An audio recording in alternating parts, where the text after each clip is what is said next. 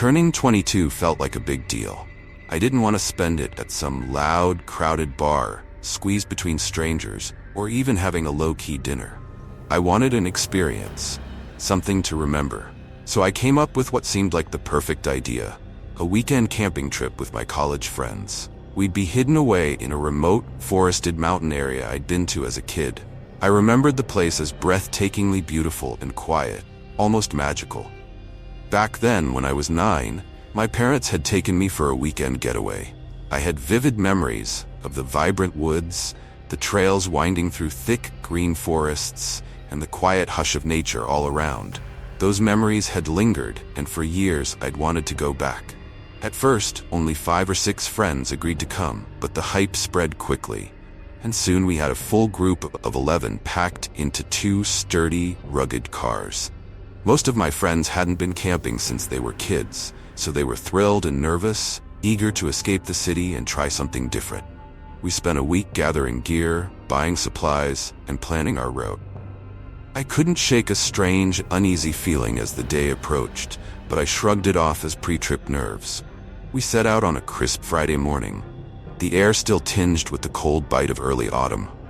The drive took hours, and we finally reached the old access road, a narrow, bumpy trail barely fit for vehicles.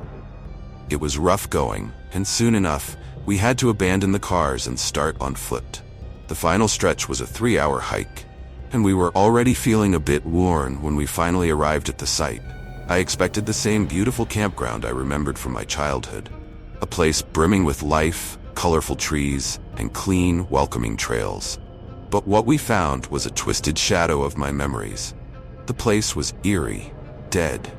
Everything looked different, as though it had been forgotten by time. The old parking lot was barely recognizable, covered in rotting leaves, broken branches, and debris, as if no one had touched it in years. The bright, vibrant colors I remembered were gone. The place was drowned in shades of gray and brown, the vegetation wild and overgrown. We were completely alone, with no other cars or signs of campers. There was a haunting stillness, a silence that didn't belong in a forest. Instead of feeling welcomed, we felt like intruders. My friends looked at each other, unease spreading. They had trusted me, and I'd promised them a memorable trip to an idyllic mountain retreat. But here they'd found only a graveyard of faded memories. My cheeks burned with embarrassment. This wasn't the place I'd described. It felt like a place that didn't want us there. But Sophia, always the light-hearted optimist, didn't miss a beat. She hopped out of the car with her usual energy, clapping and calling out, "What are you all standing around for? We've got a whole mountain to ourselves. Let's make this epic." Her energy was contagious, and soon the group followed her lead, unloading the gear and setting off on the hike. Yet, with every step, I couldn't shake the feeling that something was wrong, that we were being watched. The forest itself felt unnatural. The trees loomed over us, taller and darker than I remembered, as though they'd twisted and grown into something wilder, more sinister. The paths I remembered were gone, completely swallowed by the underbrush, and the thick canopy above cast long, deep shadows. We were forced to trample through overgrown bushes, pushing aside thorny vines as we searched for any semblance of the trails I thought I knew. My friends muttered complaints, but we pressed on, even though the air around us felt heavy, almost stifling. Finally, after what felt like an eternity, we reached the campsite. But it was a ghost of what it had been, a neglected, forgotten place. Weeds choked the fire pit, and patches of dead grass covered the area where tents used to sit. We had to clear space just to set up camp. Yet, rather than the excitement and awe I'd imagined, the atmosphere among my friends had soured. They seemed almost emboldened by the lack of rules and people around us, but their enthusiasm quickly turned reckless. Soon enough, their excitement spiraled into chaos. They tore branches from trees, guzzled beers, and tossed the empty cans carelessly into the forest. It was as if the isolation had given them license to act out, to ignore every rule and boundary. They tossed embers from the campfire around, playing with the flames, laughing at the way the sparks jumped and flickered in the darkness. It was irresponsible, dangerous, and deeply unsettling. I tried to speak up, to tell them to stop, but they just laughed it off. Someone shoved a beer into my hand, telling me to lighten up, that it was my birthday after all. Frustrated, I retreated to my tent, hoping some sleep would drown out the tension gnawing at me. My friends continued their wild antics outside, their laughter echoing through the trees, loud and jarring against the quiet night. Hours later, I woke abruptly to complete silence. The transformation was jarring. The laughter and shouts had disappeared, and in their place was a thick, suffocating quiet. I lay there disoriented, listening to the faint sounds of the forest. The crickets, the rustling of leaves, the soft sigh of the trees. But even these familiar sounds felt wrong, as if they were distorted, out of place. I felt an inexplicable urge to step outside, like something was calling me. I crawled out of the tent and wandered to the edge of the campsite.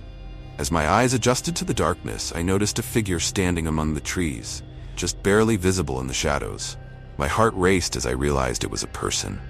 I took a few steps closer, squinting, trying to make out the face. It was Sophia. She was standing motionless, just inside the tree line, staring out into the void. My pulse quickened as I called her name, softly at first, then louder. But she didn't move, didn't react. Her figure was barely illuminated by the moonlight, casting a ghostly glow on her pale skin. Something wasn't right.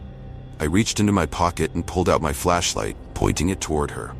The beam fell directly onto her face, and I froze. Her eyes were wide open, fixed on something unseen. But they weren't reflecting the light, they were black, like two hollow pits staring into nothingness. She smiled then, a slow, creeping grin that stretched unnaturally across her face. I felt a chill crawl up my spine. "Do you want me to show you something scary?"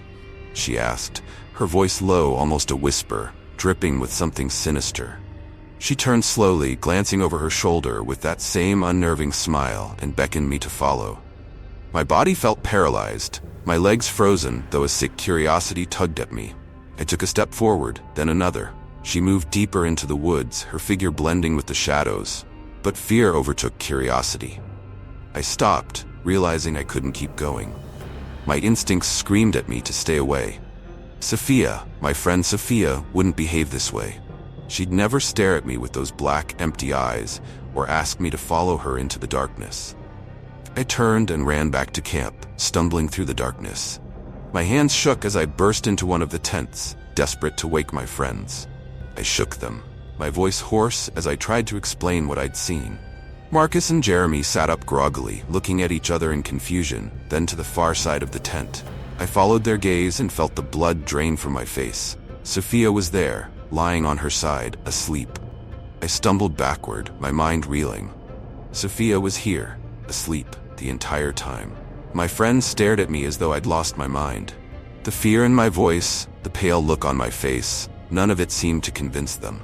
They laughed it off, calling me paranoid, telling me it was just a dream. But I knew what I'd seen. The rest of the night was a blur of terror. I refused to go back to sleep, sitting by the smoldering fire, staring into the darkness, listening for any hint of movement. My mind replayed her voice, her dark, empty eyes. As soon as the sun rose, I forced everyone to pack up. I was done with this place, done with the haunted, unnatural forest. They protested, angry and annoyed, but I couldn't care less. I wasn't going to stay in a place where shadows walked and wore the faces of my friends. Back home, the fear didn't fade. It clung to me like a sickness, invading my dreams, haunting my waking moments. I started researching the area, looking for stories, rumors, anything that might explain what I'd experienced. I found tales of strange encounters, people disappearing, sightings of dark figures deep in the woods. Years later, the fear is still there. The memory of those black, hollow eyes, that unnatural smile, still keeps me up some nights, heart pounding, wondering if she's out there, waiting for me to return, to finish what started that night. I know one thing for sure. The forest has its own dark memory, and it never forgets who trespassed.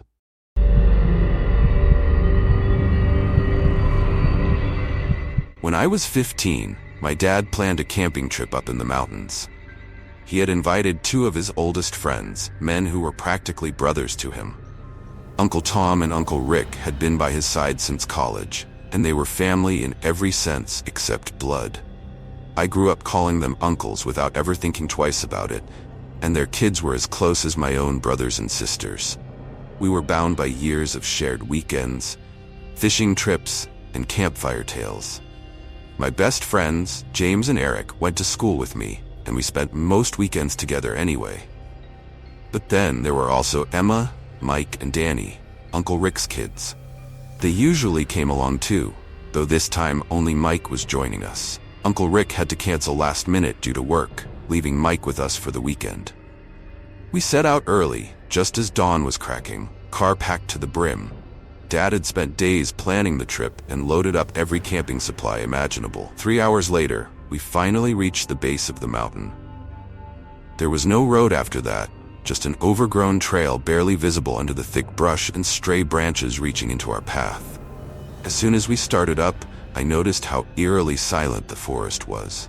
It wasn't like the woods I was used to, with birds chirping and leaves rustling. This was empty.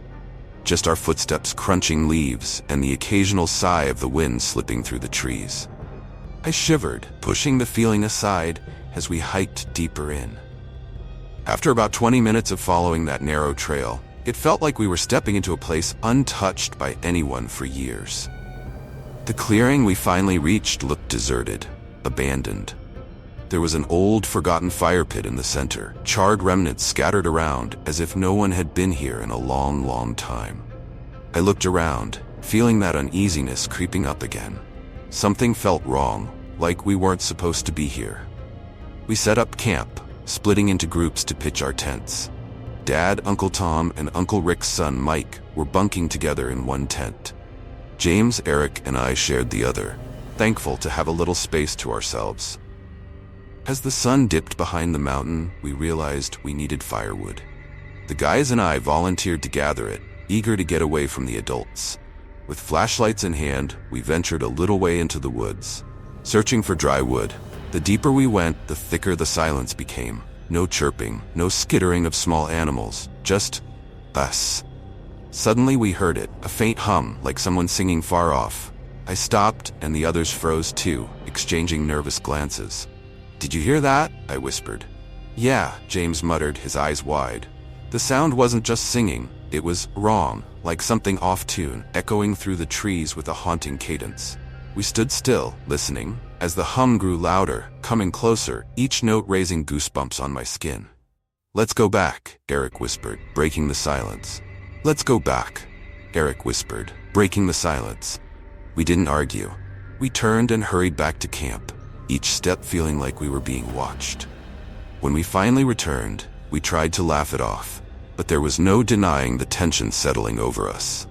Dad had already started a fire, and we gathered around it, roasting marshmallows and sharing jokes. But even then, the shadow of that humming lingered at the back of my mind, a persistent feeling I couldn't shake. As the night stretched on, the adults eventually called it a night, retreating into their tent. But we stayed up, whispering and laughing, sharing stories we'd heard about haunted forests and strange disappearances. James was mid-sentence when I heard it again, the humming. This time, closer, much closer. "Shh," I hissed, heart pounding. The others went silent, and we all strained our ears, listening. The melody was clearer now, each note echoing in the night, distorted and chilling. It wasn't just a hum, it was a tune, slow and deliberate. My skin prickled and my chest tightened as footsteps crunched on the fallen leaves, moving closer to our tent. My breath caught. Whoever it was, they were only feet away, right outside, humming that same off-key tune. "What? What do we do?" James barely whispered, his voice trembling. "Stay quiet," I whispered back, not daring to move. The footsteps stopped just outside, and the humming fell silent. For a heartbeat, there was nothing but dead silence. Then a low, raspy chuckle broke the stillness. It was a laugh that sent ice down my spine, deranged, as if whoever it was found something darkly amusing. My mind raced, imagining the worst, a lunatic or something worse, standing right there, just beyond the thin wall of fabric separating us. We held our breath, too terrified to move or make a sound. The laugh stopped, and the silence was so thick I could hear my heartbeat thudding in my ears. Seconds passed, maybe minutes, and still we heard nothing. Finally, I worked up the courage to peek out. Nothing. Whoever or whatever had been there was gone. I turned to the others, who were wide-eyed and pale. James whispered, maybe it's gone? I nodded, not feeling entirely sure myself. But just as we started to settle, I heard it again, the humming. This time, farther away, drifting up from deep in the woods. It echoed, hauntingly, growing fainter with each step it seemed to take away from us. But it lingered, fading slowly, like it was leaving a mark on us, embedding itself in our minds. I didn't sleep that night, and I'm pretty sure neither did James or Eric. We huddled close, clutching our flashlights, praying for dawn to break. By morning, I was done. I wanted to leave, to get the hell out of that place. But when I tried to tell Dad, he just laughed it off. He thought we were pulling his leg, some joke we'd made up to scare each other. But he could see the terror in my eyes, and finally, he agreed we'd pack up and leave first thing. I felt a wave of relief wash over me. But when we returned to our tent, Mike was gone.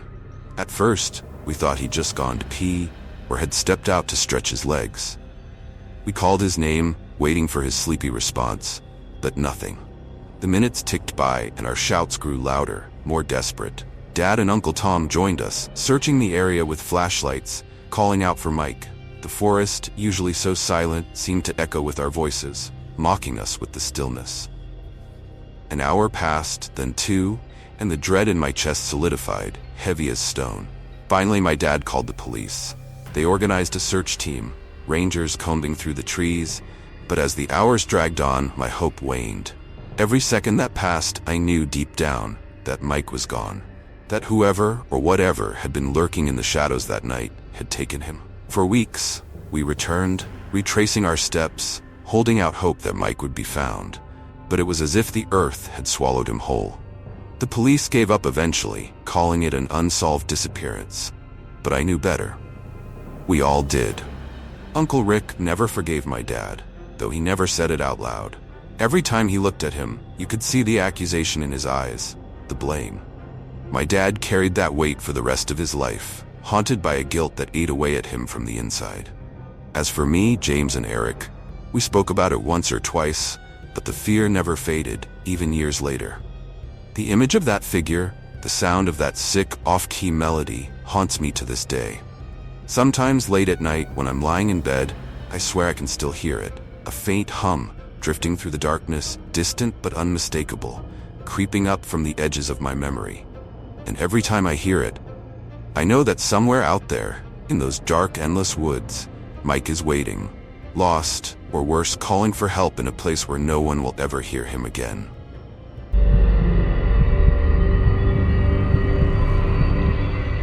I usually don't talk about that day. In fact, I try my best to push it far from my mind, burying it under years of silence. But it's a day that still haunts me. A simple hike with friends when I was 17 turned into something I can only describe as a living nightmare. And even 10 years later, I still feel a knot of dread coil tight in my stomach whenever I remember what happened. My name's Leah, by the way. I was born in Rio de Janeiro, Brazil, but my family moved to the US when I was 5. Growing up, I'd always been the adventurous type, climbing trees, exploring neighborhoods, riding bikes far beyond the streets I was allowed. I thought I was invincible in that teenage way, believing nothing truly bad could happen to me. That summer before senior year, my friends and I decided to plan one last adventure before graduation.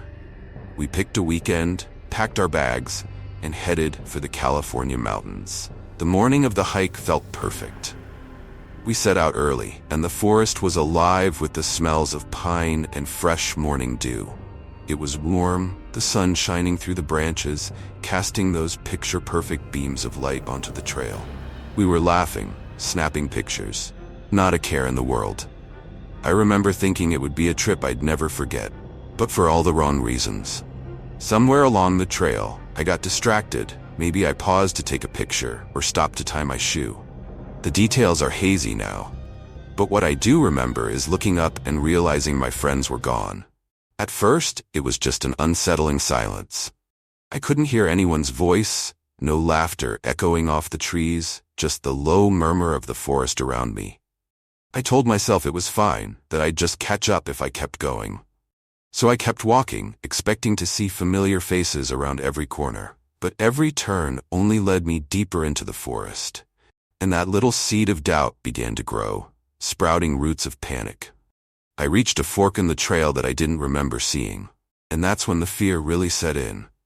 Which path had my friends taken? I felt that creeping dread in my chest, a tightening that told me something was wrong.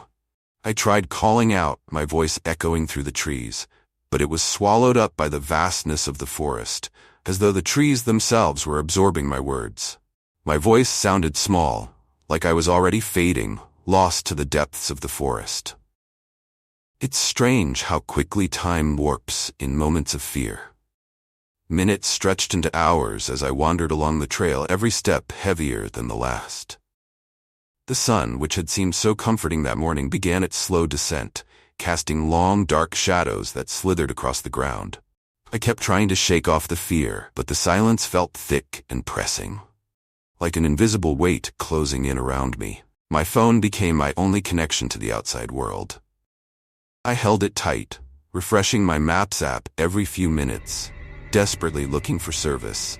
I kept the screen on, watching the battery drop little by little. Each percentage felt like it was ticking away my hope. Eventually, it died completely, leaving me utterly alone. That's when I started to feel the forest close in. With no light from my phone, I was left with just the dimming twilight, and the shadows grew more twisted, almost alive. It sounds silly to say now, but at that moment, every tree felt like it was watching me, every rustle a hidden threat. I started to imagine things moving in the darkness, things that I knew weren't real, but felt real enough to make my heart race. I couldn't tell if I was more afraid of something finding me, or of being completely and forever alone. It was getting colder, and the forest began to transform in the dark. The gentle murmurs of birds and rustling leaves that had felt so inviting earlier became haunting, like whispers just beyond my hearing. Every sound seemed amplified. Every snapping twig felt like something creeping closer. I tried to keep walking, but I could barely see a foot in front of me. My own breathing sounded loud, too loud, like it was giving me away to whatever was lurking in the shadows. I started talking to myself, repeating over and over that I would find my way back. I kept telling myself I couldn't be far, that they'd come looking for me. But the hours kept dragging on, and the darkness grew thicker, more oppressive, and my confidence began to crumble. In that quiet, all my thoughts turned into worst-case scenarios. What if I wandered off trail and got lost deeper in the mountains? What if a wild animal stumbled across me, alone and defenseless in the night? I was cold, hungry, and exhausted, each step feeling heavier as despair crept in. I sat down on a rock, trying to conserve my energy. I hugged my knees, tucking myself into a ball, desperate to keep warm. The darkness was complete now, and I was surrounded by nothing but blackness, a void so vast that it swallowed every familiar shape.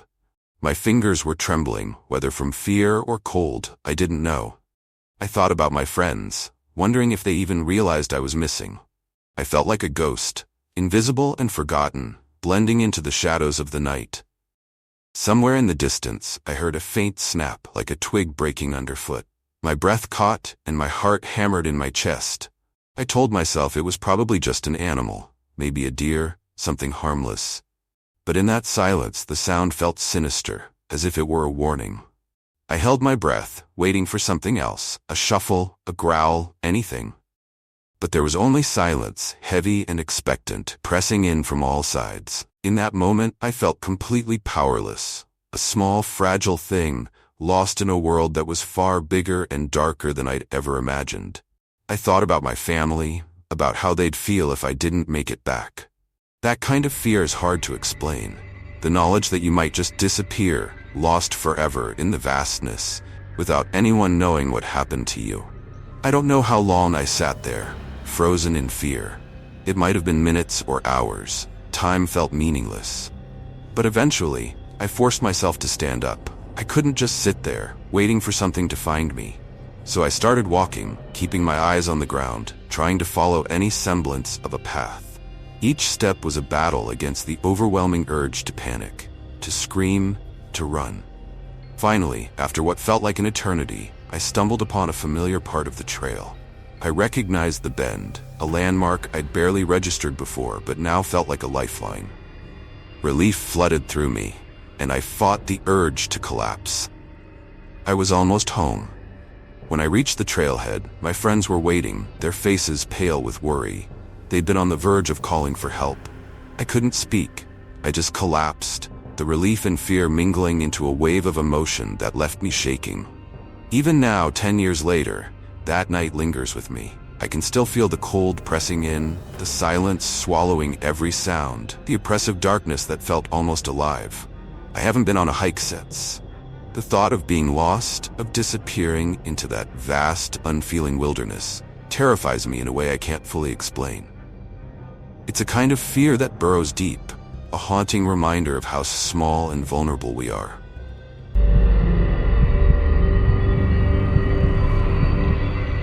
When I was a kid, my parents bought a cabin nestled deep in a secluded village at the foot of an old, imposing mountain. This wasn't just any cabin, it was a beautiful two-story structure, surrounded by acres of dark forest that crept up around it, almost swallowing it whole. My parents had visited a few times before deciding to buy it, falling in love with the tranquility, the fresh mountain air, and the sweeping forest that stretched as far as the eye could see. I turned 11 right around the time we moved in, so my parents thought it would be perfect to celebrate with a weekend getaway at our new mountain retreat. Fortunately, school was out that Friday, so we packed up and headed out early, reaching the cabin by mid-morning. As we pulled up the winding dirt path, I remember being taken aback by how peaceful it looked, bathed in the crisp, late-morning light. But the silence was different here. Dense, ominous. I couldn't resist the urge to pitch my tent right out back in the forested yard for a solo camping adventure. It was the kind of thing I'd only seen in movies, and the idea thrilled me. The yard stretched for what felt like miles, so camping there meant I could have my little adventure without actually wandering into the endless woods beyond. My parents, maybe eager for some privacy of their own, quickly agreed. I spent the rest of the day setting up camp, gathering firewood, and organizing my snacks. Dusk fell with an eerie quietness, and before long I was lying by the small fire, warming my hands and nibbling on cookies. I passed the time reading comics under my flashlight, the beams bouncing off the tent walls, illuminating shadows that grew darker and stranger with each hour. The night was pitch black, the new moon swallowed by thick clouds, so the only light came from my gas lantern. My parents checked in on me a couple of times, but by midnight, they had turned off the lights in the cabin. The silence was thick, broken only by the occasional rustle of leaves as the breeze picked up, the trees casting long, eerie shadows across the yard. Sometime after midnight, as the fire dwindled, I felt a strange urge to walk around, to see the mountain and the woods in their midnight shroud. I can't explain it, but something tugged at me. Something primal, a mix of curiosity and fear. I switched off my lamp and allowed my eyes to adjust to the darkness. Taking slow, careful steps, I wandered around the edge of our property until I reached the far corner where the dense forest separated us from our only neighbor. I didn't know much about them, only that they'd recently moved in, and my parents had mentioned meeting them soon. For reasons I couldn't understand, I found myself approaching their fence, running my fingers along the weathered wood. Just as I started heading back to my tent, I froze. Something moved. Across the yard, a figure lurked, its shape defined only by the dim glow of my fire.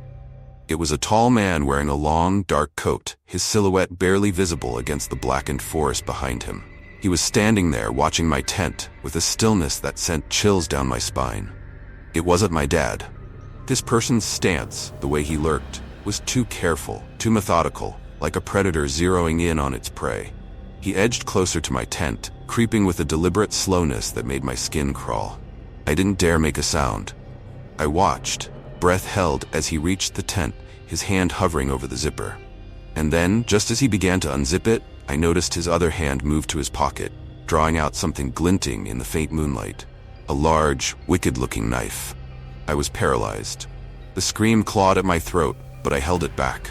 Every instinct told me to run, to scream, to wake my parents. but a darker, quieter fear kept me silent. What if he heard me? What if, in those precious seconds, he turned and spotted me? Just then, a deafening sound shattered the silence, a gunshot, booming and raw, ripping through the night. The man froze, his head jerking toward the sound, and then, without a second's hesitation, he bolted, sprinting across the yard, his figure disappearing into the shadows of the forest. Another shot rang out, echoing against the mountain, followed by the sound of heavy footsteps pounding the earth. A man emerged from the trees, dressed in pajama pants and an open robe, a shotgun clenched in his hands. "Kid, are you all right?" he called out, breathless, scanning the yard. I stumbled out of the shadows, waving my hands, still trembling. I'm here," I managed to say, my voice barely above a whisper. Just then, my parents rushed out of the house, wide-eyed and disoriented. They stopped when they saw the neighbor, a man they'd never met, standing in our yard, armed and panting. "Thank God," he muttered, slinging the shotgun over his shoulder. "I saw someone out my window, some guy sneaking up to your kid's tent with a knife.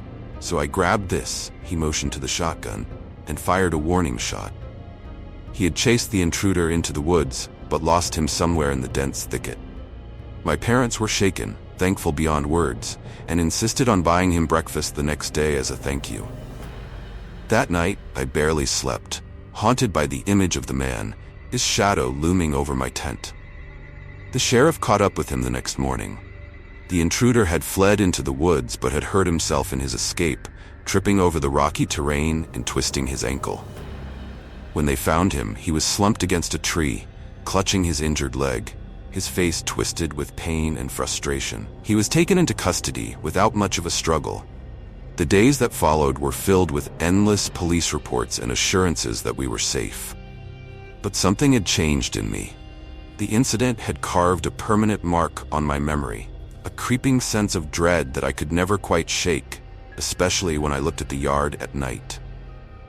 The following summer, my family returned to the cabin for another weekend. By then, the memory had faded just enough that I thought I could handle it. One night, as my parents fell asleep, I decided to do something brave, or maybe just foolish. I wanted to confront the fear, to reclaim the night that had been stolen from me. So I waited until midnight, listening to my parents' breathing slow as they drifted off. I grabbed my flashlight, crept downstairs, and slipped outside. The air was thick with a suffocating silence as I crossed the yard and headed to the corner where the man had once stood. My flashlight beam wavered, casting ghostly shadows on the trees, making them appear like twisted figures reaching toward me. As I reached the spot, the air grew colder, thicker, and I could feel an unnerving sensation, a prickling on the back of my neck, like I was being watched. I slowly turned, sweeping the light around the yard, half expecting to see the man's dark silhouette lurking again. But there was nothing. Just the trees, stretching upward, silent and unmoving. Or so I thought. The beam of light caught something, an impression in the dirt just a few feet from where I stood. Footprints. Large, heavy, and fresh. They were new, unmistakable. My stomach twisted, and my hands went cold. I hadn't imagined it.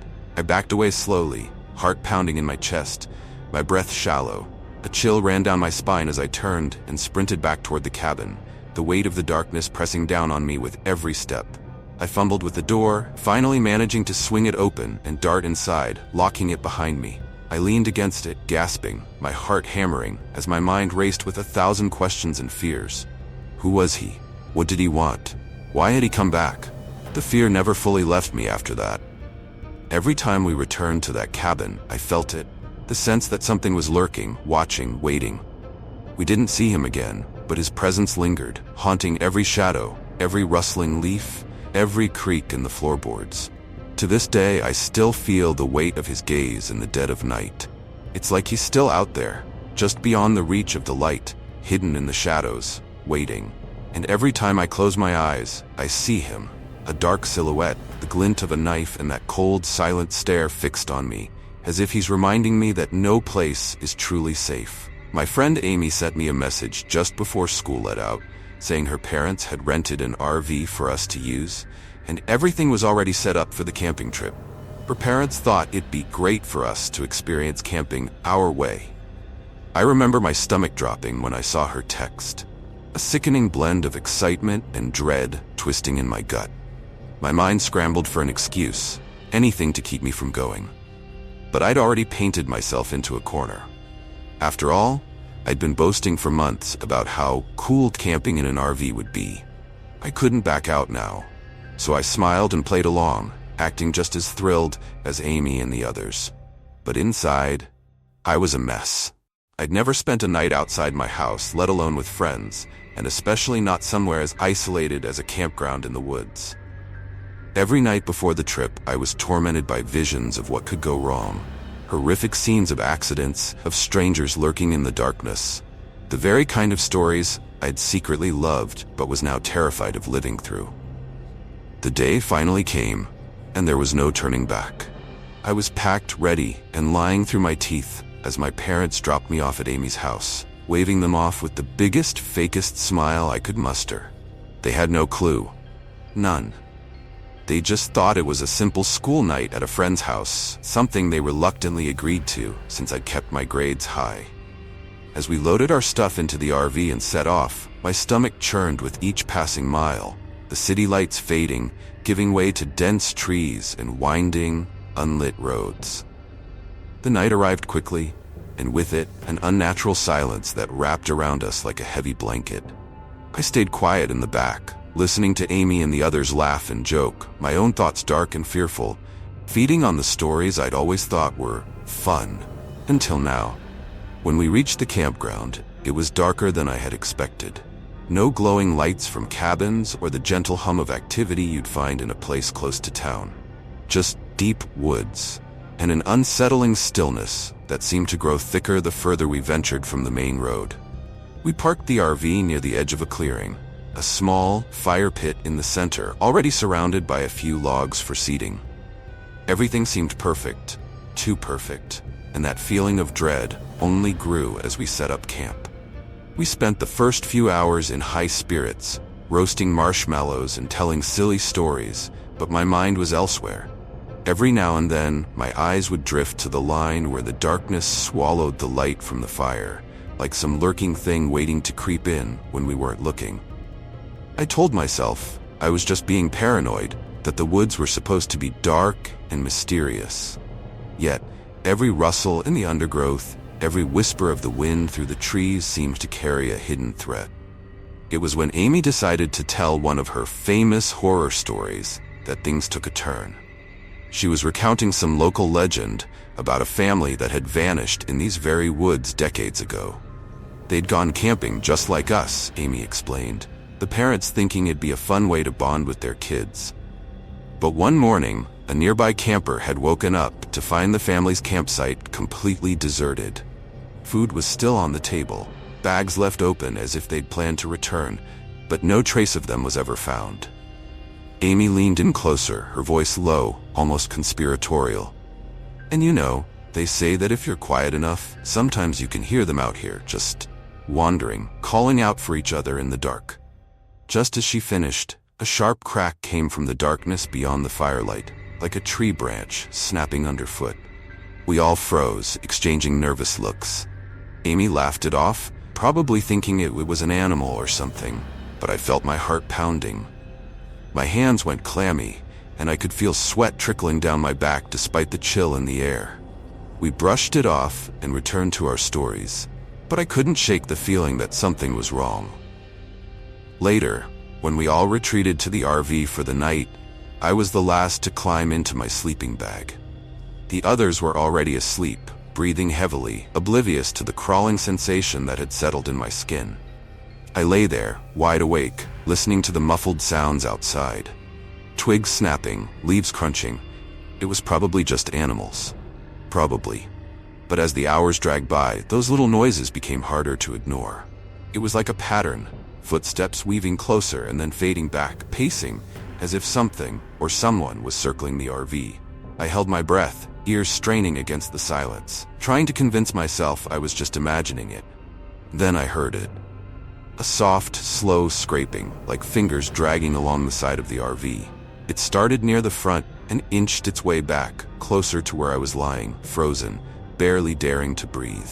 The sound paused right by my window, a silhouette shifting outside, barely visible through the small opening. I waited, counting each heartbeat, until I saw a flash of movement, a hand pressing against the glass, smudging the surface with something dark. I bit down on a scream, my mind racing. I wanted to wake the others, but my voice wouldn't work. I was rooted to the spot, unable to move as the hand dragged across the window, leaving a trail that glistened in the dim light from the dying fire outside.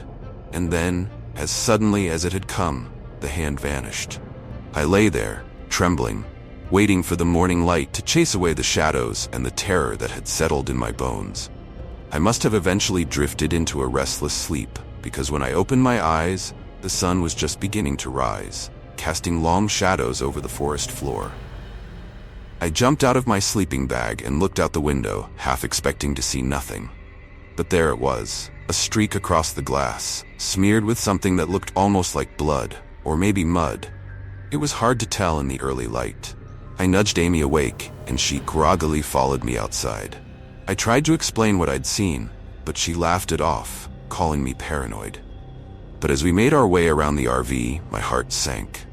There were footprints, large, booted, and unmistakably human, trailing around the RV, weaving in and out of the trees as if someone had been circling us the entire night, watching, waiting.